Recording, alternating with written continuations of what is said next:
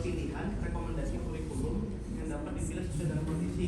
Jadi kalau di kurikulum di BKSD yang saya baca juga PDF-nya itu memang ada KI 1 dan KI 2. Di mana di KI 1 itu mata kuliah terkait keteknikan industri itu mencapai 96 SKS.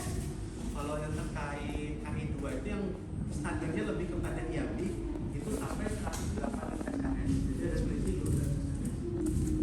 Kalau lebih seperti itu.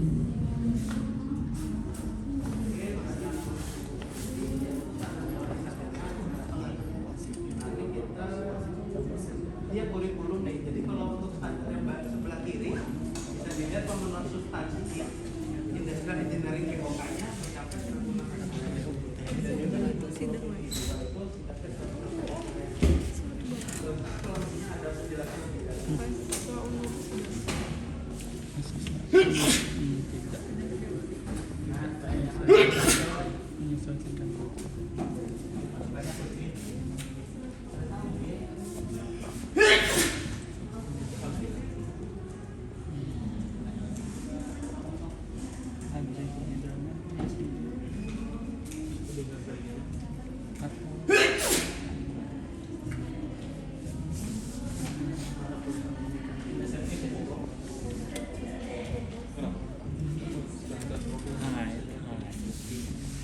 kita kan kuliahnya udah berapa kali jadi sosok aja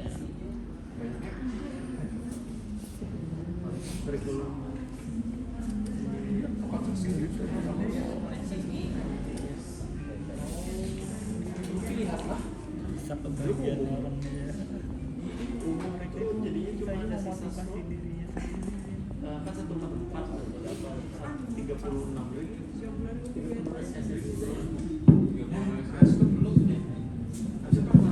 cek kencang juga nih. Iya, cek 1 2 1 2 nah. Terima kasih. Skripsi sudah masuk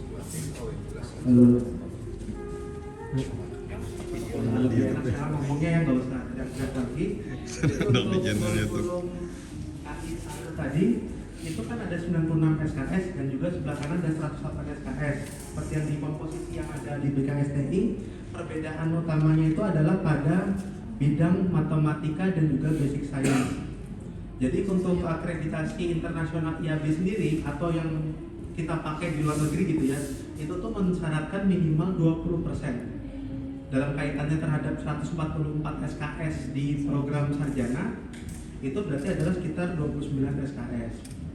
Cuma untuk LAM teknik sendiri sebenarnya mensyaratkan 25 SKS itu untuk agar sebuah prodi itu mendapatkan akreditasi unggul. Tapi kalau mau lebih baik lagi pastinya 29 SKS karena langsung ke IAB, di mana prodi tersebut nanti sudah diakui secara internasional. Jadi ketika lulusan kita mengambil kuliah misalnya S2 di luar negeri gitu ya, itu nanti akan mendapatkan materi yang sesuai dengan yang ada di sekarang di Indonesia karena lebih setara. Oke. Nah ini tadi penyusunan dokumen kurikulum, intinya ada referensi tadi ada 4 ya, kita ada SNDikti, KKNI, CPN Industri 4.0 dan juga IAB. Lalu berdasarkan body of knowledge, benchmark kurikulum yang dilakukan oleh LAM Teknik, Lembaga Akreditasi Internasional dan juga kurikulum teknik industri nasional, regional maupun juga global. Dan poin terakhir juga yang tidak kalah penting adalah bagaimana sebuah prodi itu dapat beradaptasi pada isu dari 4.0 dan juga pemahaman terhadap multidisiplin. Akhirnya pada tahap sebelah kanannya adalah struktur kurikulum yang terdiri dari kelompok mata kuliah, keterkaitan antar mata kuliah, praktikum, capstone design dan juga deskripsi mata kuliah.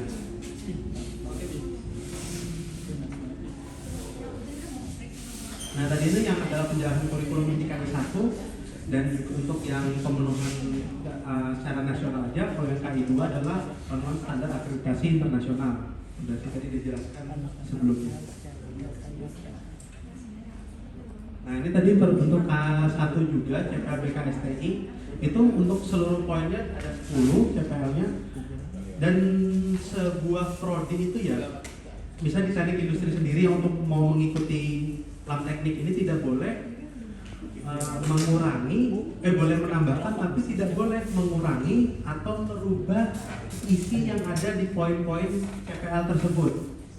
Jadi harus menyesuaikan dari 10 yang ada, baru kita boleh menambah CPL sesuai dari kebutuhan. Misalnya universitas, misalnya universitas kita pengen meningkatkan tentang kearifan lokal, nah itu kita bisa tambahkan di CPL selanjutnya, tapi tidak boleh mengganti 10 CPL yang sudah ada.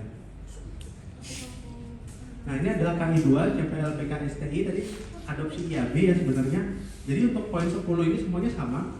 Perbedaannya tadi yang saya bilang adalah di nomor 8. Karena untuk IAB sendiri itu di mana di teknik industri di luar negeri ya, di seluruh dunia itu standarnya adalah kemampuan bekerja dalam tim multidisiplin dan juga multibudaya. Untuk multidisiplin kan kita harus beradaptasi dengan prodi-prodi yang berbeda juga, kita harus bisa bekerja sama. Lalu untuk multibudaya ini gimana? Jadi kalau untuk multibudaya ini kita bisa berdasarkan multisuku, multi agama, atau juga usia yang bervariasi. Jadi kita dalam satu grup itu dapat beradaptasi dengan semua orang, dengan semua pendidikan. Seperti itu bedanya KI 1 dan KI 2. Ini tadi seperti saya jelaskan sebelumnya, untuk KI 1 itu sisanya sama ya, 2-6 itu poinnya sama semua. Tapi perbedaannya adalah pada matematikal dan juga ilmu dasar atau basic science. Itu keterangannya bahwa KI 1 adalah 17, itu syarat paling minimal dari sebuah prodi dalam menerapkan masukan mata kuliah tentang matematika dan juga basic science. Nah itu ada 17, kalau sebelah kanan ada 9. Sedangkan untuk akreditasi unggul dari LAMTEK adalah minimal 25. Tapi di sini juga kadang-kadang kita berusaha ambil aman ya, ambil celah aman di mana kalau bisa syarat minimal 20, kita bisa main di 20 apa 23 gitu. Karena kadang-kadang menurut asesor ada beberapa mata kuliah yang mungkin menurut kita itu adalah matematika atau basic science, tapi kenyataannya menurut mereka itu bukan matematika basic science. Kalau dalam seminar workshop kemarin itu contohnya misalnya kayak penelitian operasional. Nah penelitian operasional sendiri atau statistik industri itu tidak termasuk, dia termasuk matematika, tapi itu adalah matematika terapan, bukan basic science. Nah itu bisa membuat sebuah mata kuliah dicoret dan juga akan mempengaruhi jumlah SKS dari KI-nya itu. Jadi kita ambil aman mending lebihin aja gitu.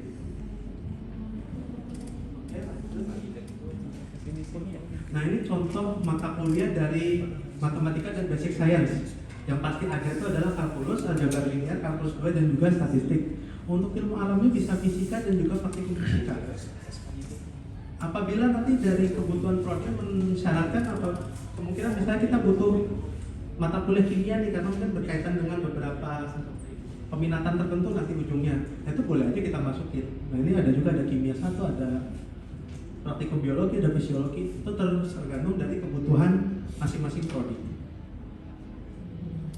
Ini adalah mata kuliah, ini mata kuliah keteknikannya tadi yang ada sekitar 48 SKS. Itu ada 48 SKS itu yang udah ada teknik industri. Lalu yang paling baru juga kita harus ada terhadap mata kuliah terkait ICT atau juga teknologi informasi dan juga komunikasi. Salah satunya yang paling penting adalah kita memasukkan logika pemrograman atau komputer programming. Oke. Untuk yang selanjutnya adalah namanya IDE Design Industri dan juga yang berkaitan dengan problem based eksperimen yang kita bisa eksperimenkan, yaitu contohnya perancangan sistem informasi, lalu ada manajemen organisasi industri, ada perancangan fasilitas, metodologi penelitian, praktikum terintegrasi dan juga pengembangan produk. Nah di sebelah kanan tersebut itu adalah CPL yang sudah ditentukan oleh oleh BKSTI. Contoh tadi kayak praktikum terintegrasi itu ada CPL 2, CPL 3, CPL 5, CPL 8. Jadi misal kalau CPL 8 yang saya ingat banget tuh karena ada perbedaan di situ. Berarti dalam praktikum terintegrasi itu bagaimana kerja dalam kelompok itu dinilai dalam mata kuliah praktikum terintegrasi. Nah itu kalau mata kuliah lain ada CPL sendiri. Oke. Nah ini yang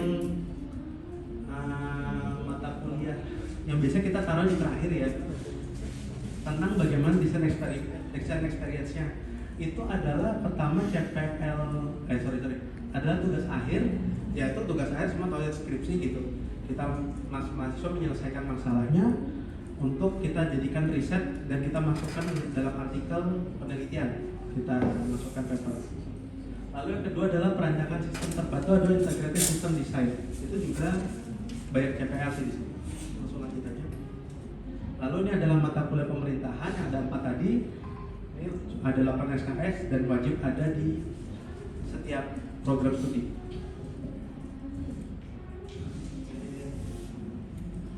Ini untuk SKS praktikum ya. Jadi untuk praktikum sendiri sebenarnya ada beberapa kebijakan. Sebenarnya salah satunya adalah untuk memisahkan antara si praktikum dengan mata kuliah yang ada. Jadi misalnya fisika dasar kan ada teori, ada praktikum. Tujuannya, seingat saya, tujuan dari adanya praktikum ini adalah bagaimana si mahasiswa ini mempelajari praktik atau hard skill yang dibutuhkan dalam suatu teknik industri. Contohnya menggambar teknik, ada proses manufaktur, itu kan juga membutuhkan beberapa mempelajari hard skill baru ya pastinya, dan juga software baru. Nah, tujuannya pemisahannya adalah seperti ini.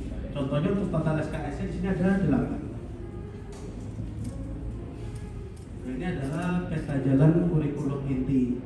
Peta jalan kurikulum inti mungkin nanti bisa lebih detail sama Bu Tina. Ada panduan juga terkait MBKM.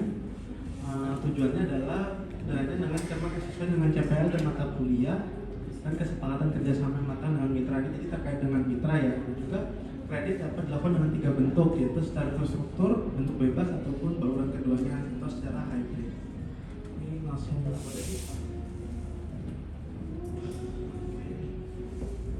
peran perguruan tinggi di mana ini diatur menurut Permendikbud dan juga sebanyak 1 semester atau setara 20 SKS. Di poin kedua adalah menyusun kebijakan atau pedoman akademik untuk fasilitasi kegiatan belajar di luar prodi, dan ketiga paling penting adalah membuat dokumen kerjasama atau MOU dengan mitra. Jadi sebelum bisa terjadinya MBKM adalah peran paling penting itu di perguruan tinggi adalah bagaimana kita bisa dapat bekerja sama dengan mitra industri ya, terutama ya, agar memudahkan mahasiswa kita dalam melakukan kegiatan MBKM tersebut. Lalu ada peran fakultas juga di sini ya. Peran fakultas ada 2, di mana fasilitasi daftar mata kuliah yang bisa diambil mahasiswa lintas prodi dan juga menyiapkan dokumen kerjasama dengan mitra yang relevan. Jadi sesuai dengan kebutuhan prodi masing-masing atau mahasiswa masing-masing. Lalu paling bawah adalah peran dari program studi sendiri. Di sini malah paling banyak ya.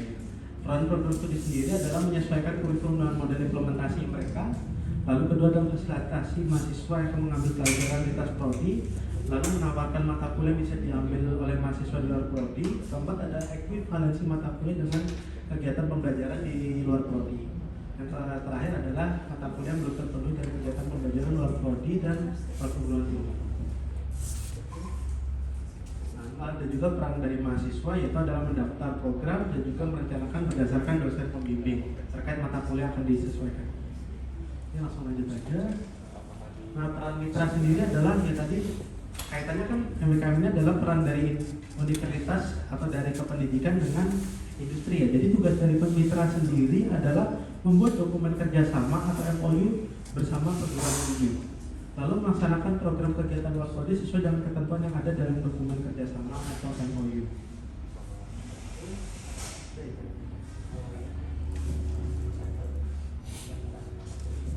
Oke, ini kita langsung coba fokus ke yang fokus pembelajaran ya dari kurikulum, yaitu terkait dengan OBE atau Outcome Based Education. Jadi di sini